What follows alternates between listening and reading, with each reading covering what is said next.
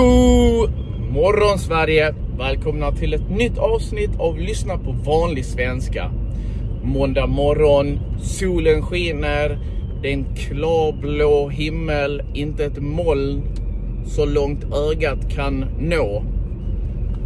Så där har vi ett nytt idiomatiskt uttryck. Så långt ögat kan nå, så långt ögat kan se. Så oj, ingen buss i syne, ingen buss i sikte, ingen buss så långt ögat kan nå. Använder ni det idiomatiska uttrycket så kommer ni imponera på era kompisar, det kan jag lova er. Yes! Idag står det på temat att jag ska berätta lite om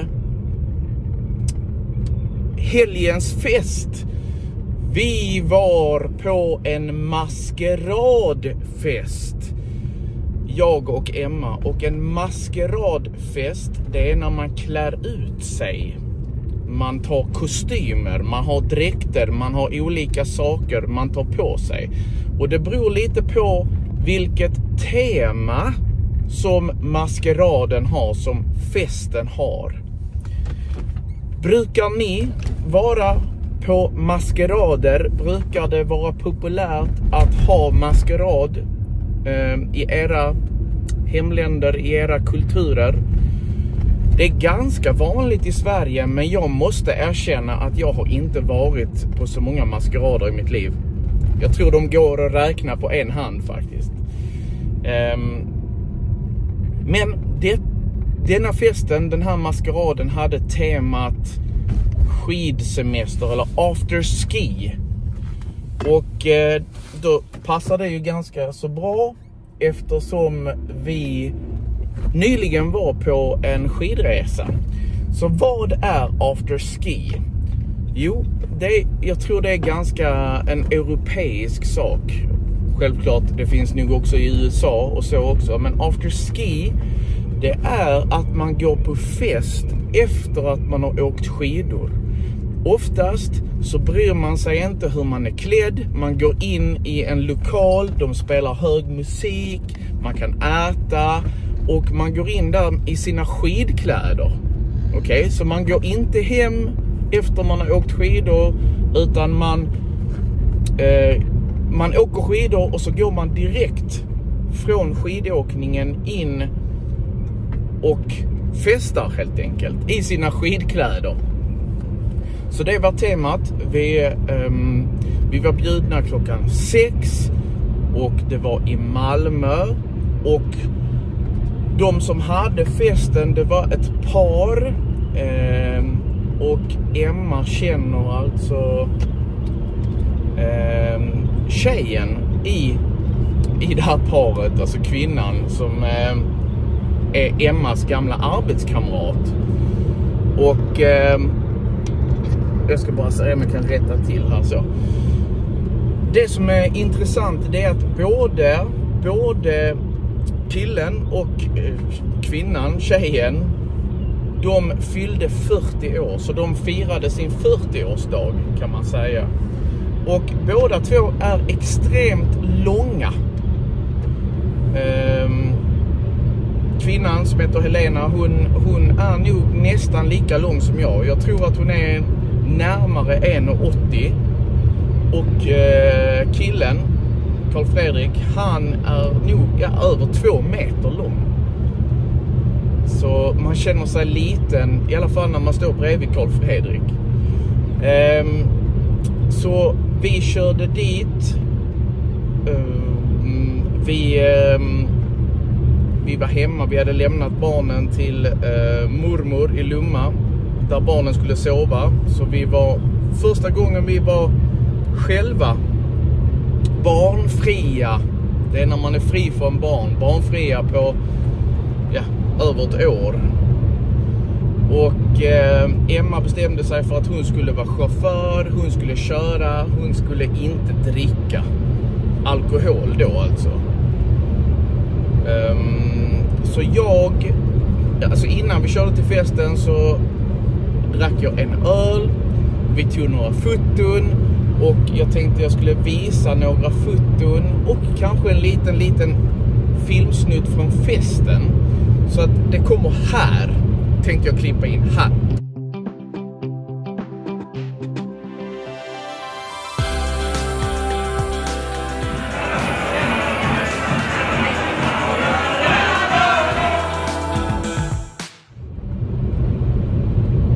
Sådär. Då fick ni se lite hur jag och Emma hade klätt ut oss. Vissa par går ju in för någonting 1000%. Att gå in för någonting, det är att ta någonting väldigt seriöst. Alltså man köper kläder speciellt för att man ska gå på maskeraden.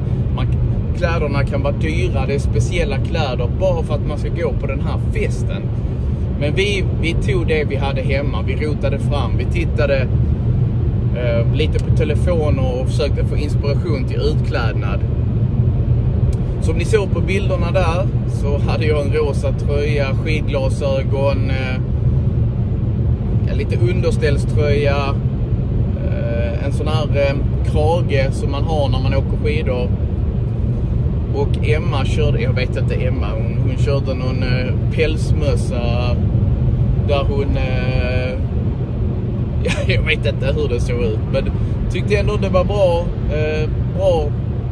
utklädnader helt enkelt. Och festen var jättekul. Det var i ett lägenhetskomplex egentligen i Malmö, egentligen i Gamla stan, där det var en gammal förening, en gubbförening som hade haft sin lokal där som det var jättefint. Det var en matsal och ja. Så i alla fall när vi kom dit, då var det lite mingel. Mingel, det betyder att man går och pratar med andra personer. Jag kände ingen på festen. Och Emma kände 2 personer på festen. Och då får man ju försöka att prata med andra och lära känna dem. Och det är oftast, ja, man försöker hitta gemensamma intressen, gemensamma nämnare. Man pratar om jobbet, man kanske pratar om familjen, fritidsintressen. Man försöker hitta saker som kan vara intressanta att prata om. Så då efter minglet så gick vi in i matsalen. Vi fick först en Jägermeister, en shot. Jägermeister, det är alkohol, rätt stark alkohol. Så man fick ta en shot. Jag tog en shot. Oj, vilka sol. Och Emma, ja såklart, hon drack vatten. Eller läsk. Sen gick vi in i matsalen och då var det bordsplacering. Bordsplacering, det betyder att du får själv inte välja var du ska sitta, utan värdparet, det är de som har festen, de har bestämt var alla ska sitta. Så jag satt ju inte bredvid Emma, utan jag satt ju bredvid personer som jag aldrig hade träffat för. Och det är ganska trevligt, för man får chansen att prata, man pratar ju med andra än de som man alltid brukar prata med. Och det är också en sån viktig sak, till exempel när man studerar svenska. Jag ser att många alltid sitter bredvid samma person hela tiden. Ofta väljer man en person från samma hemland som talar samma språk. Men det är ju inte bra när man lär sig ett språk. Det bästa är ju att prova att sitta bredvid nya personer hela tiden. Personer som kanske inte talar ditt modersmål, så att du är tvungen att prata svenska. Att du är tvungen att ta dig ut ur din comfort zone, din bekvämlighetszon på svenska. Som vi fick göra på den här festen. Och sen bjöds det på mat. Vad fick vi för någonting? Jag måste tänka. Först fick vi förrätt. Det var ostbricka, vindruvor, salami, skinka, kex. Väldigt gott, fint tilltugg där. Och till maten drack jag rött vin. Och jag tror jag drack kanske 2 glas eller 3 glas vin på hela kvällen. Och det räckte för mig för att jag skulle bli full, heter det, berusad. Det är när man blir påverkad av alkoholen. Det är inte så, men ändå att man blir ju lite mer, i alla fall man blir lite mer social. Och där tror jag det är intressant är att svenskar, tror jag, behöver lite alkohol för att de ska bli sociala. Det är min teori. Vi svenskar är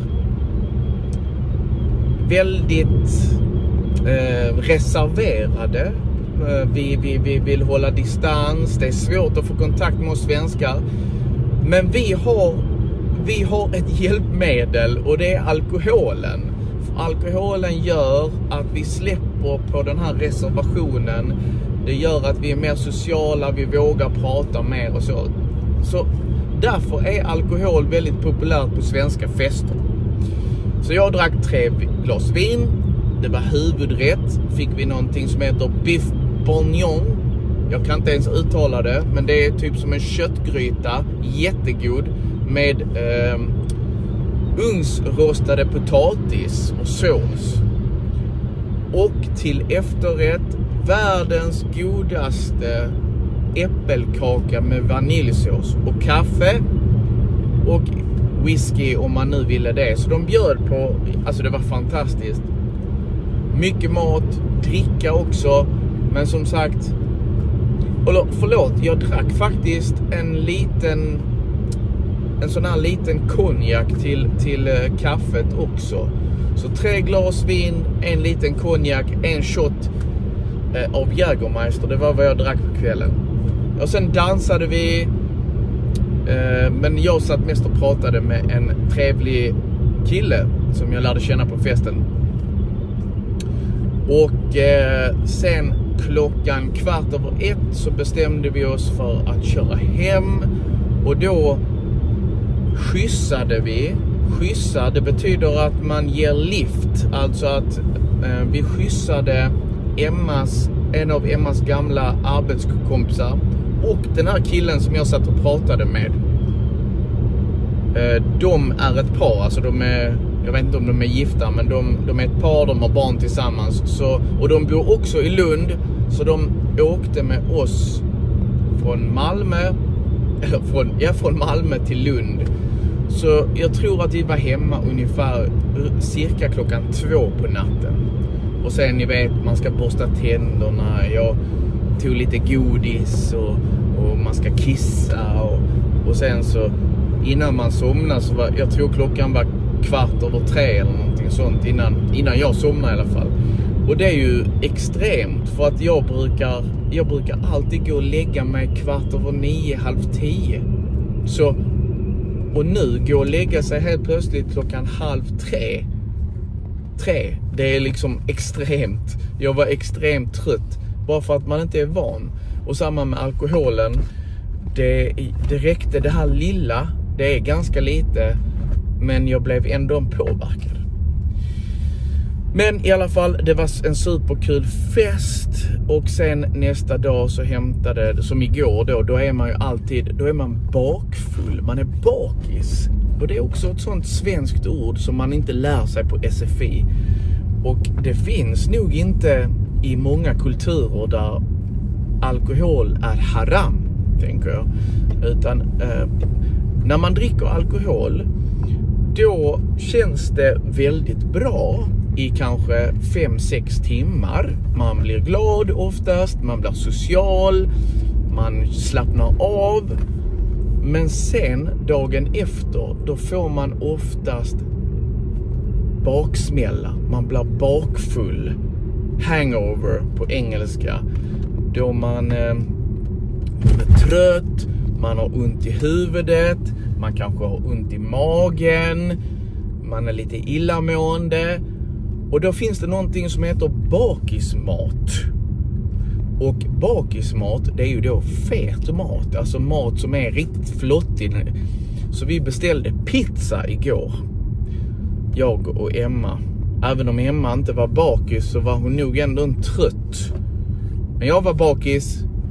Och jag tryckte nästan en hel pizza. Och apropå Och alltså den här äppelkakan, den jag tog 3 portioner av äppelkaka. 3 portioner av äppelkaka. Så jag åt jättemycket. Och jag märkte att jag äter jag har börjat äta ganska mycket på sistone. Mycket onyttig mat. Mycket glass, kakor, chips, godis. Ja. Så jag måste verkligen börja träna nu. Jag måste tänka på min hälsa, min kropp. För när man är 20-25 år och man inte tar hand om sin kropp, då kanske man skärper sig och brukar allvar kanske 2 månader och sen så är man tillbaka i sin gamla form igen. Men när man blir äldre, då blir det svårare och svårare att komma tillbaka till sin form. Så ja, jag måste verkligen börja ta hand om min kropp, börja äta hälsosammare och motionera lite. Jag var faktiskt ute på en promenad igår med barnvagnen. Jag och Livli, vi tog en promenad. Så att jag ska bli bättre på att försöka få in motionen i vardagen också. Så, nu är jag framme på jobbet. Det var vår lilla måndagschatt. Hoppas ni tyckte om att lyssna på det här med festen. Det kan ju vara intressant hur det kan vara att festa i Sverige eller gå på fest. Eller maskerad till och med. Så, nu har jag parkerat. Tack så mycket för att ni lyssnar. Vi ses i nästa avsnitt. Hej!